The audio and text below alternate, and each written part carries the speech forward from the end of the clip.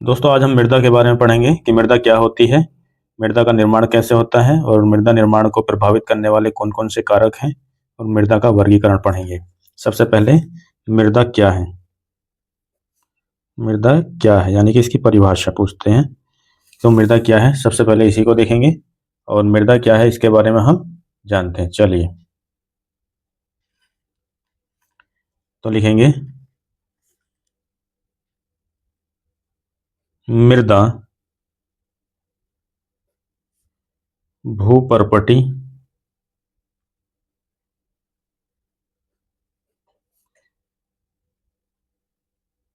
का ऊपरी भाग है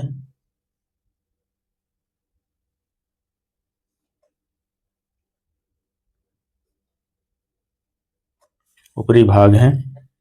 फिर आगे देखेंगे कि यह ठोस,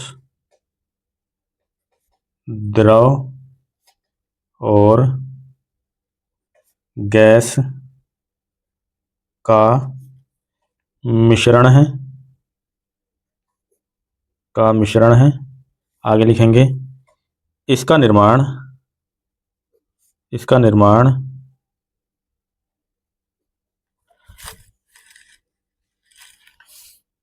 दीर्घ मतलब लंबी, भौतिक,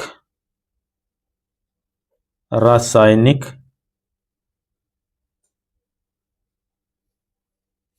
एवं जैविक प्रक्रियाओं द्वारा होता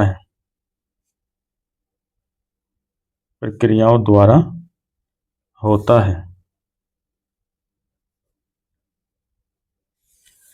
अब हम लिखते हैं कि मृदा निर्माण को प्रभावित करने वाले कारक कौन से हैं। हेडिंग है हमारी मृदा निर्माण को प्रभावित करने वाले कारक। तो सबसे पहले देखते हैं कि भाई मृदा निर्माण को प्रभावित करने वाले कारक कौन कौन से हैं। तो पहला है इसमें चट्टान, दूसरा है जलवायु और तीसरा है वनस्पति और चौथा है जीव जंतु जैसे चूहा, कीट छोटे छोटे, और पांचवा है उच्चावच इत्यादि कर देंगे आगे इत्यादि, यानी ये 5 कारक आप लिख देंगे इसमें तो काफी हो जाएगा। अब देखते हैं मृदा का वर्गीकरण कि भारत में कितने प्रकार की मृदा पाई जाती है। हेडिंग है मृदा का वर्गीकरण,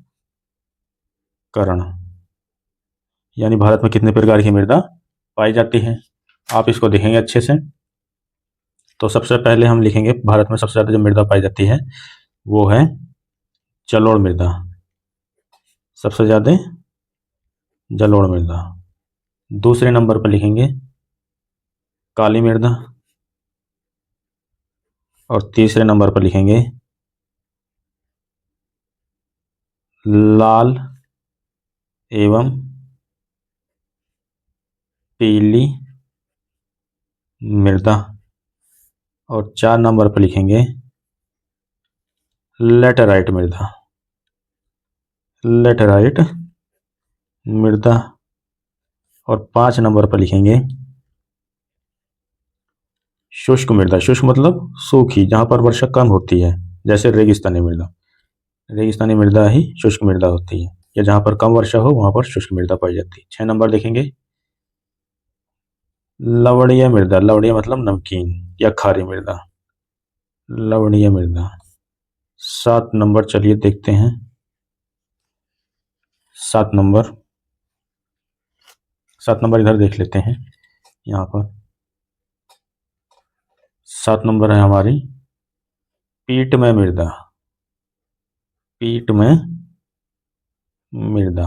और 8 नंबर है हमारी, 8 नंबर वन मृदा। ये हमारी 8 प्रकार की मृदाएं हैं। आपसे मृदाओं के प्रकार के बारे में पूछा जाएगा तो आपको यही बताना है और इनका नाम लिख देना है 2 नंबर में। दोस्तों, अब हम जलोढ़ मृदा के बारे में जानेंगे, जो कि पहला नंबर था हमारा, जलोढ़ मृदा। चलिए जानते हैं। सबसे पहले इसके निर्माण के बारे में जानते हैं कि भाई जलोढ़ मृदा का निर्माण कैसे होता है। तो जलोढ़ मृदा का निर्माण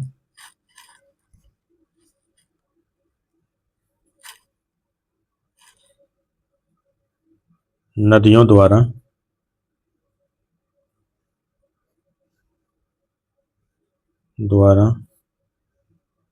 बहाकर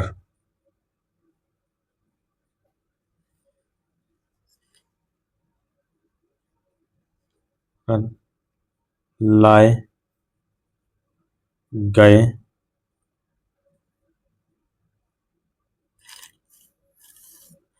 गए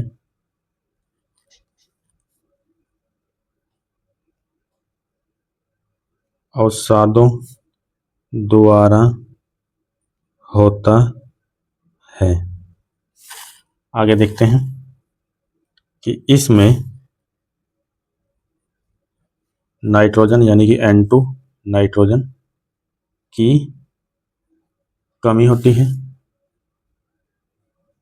जबकि फास्फोरस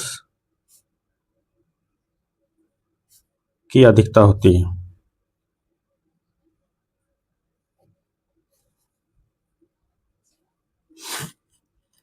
आगे लिखेंगे, यह हरियाणा, पंजाब, यूपी यानी उत्तर प्रदेश, बिहार तथा समुद्र तटीय किनारों पर पाई जाती है। आगे लिखेंगे, यह मुख्यतः नदी घाटियों में मिलती है।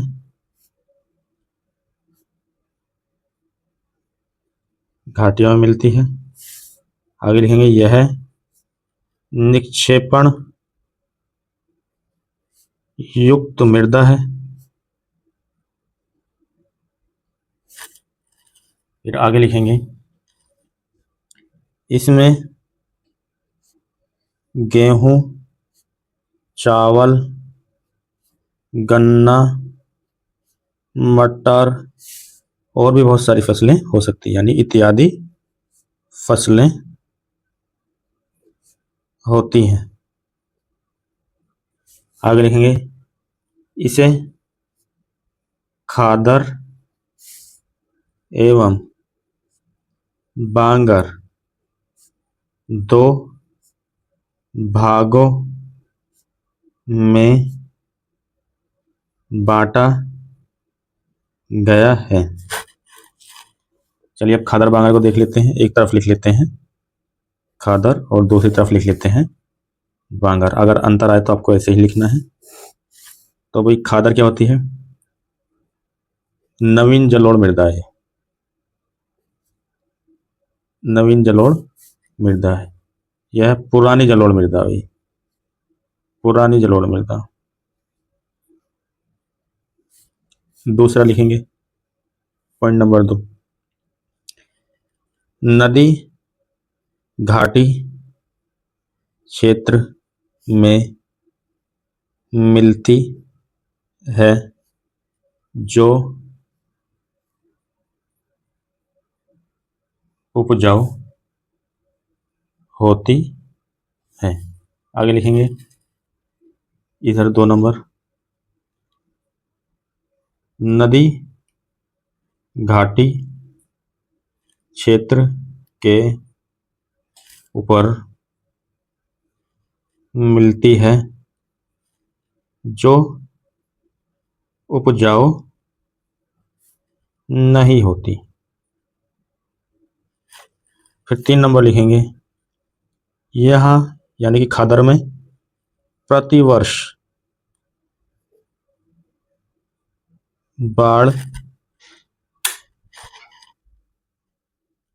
आती है। इसमें लिखेंगे तीसरा नंबर यह है, बाढ़ क्षेत्र से ऊपर होता है। इतना आप लिख देंगे, 2 नंबर आपके हो जाएंगे। चलिए, थैंक यू।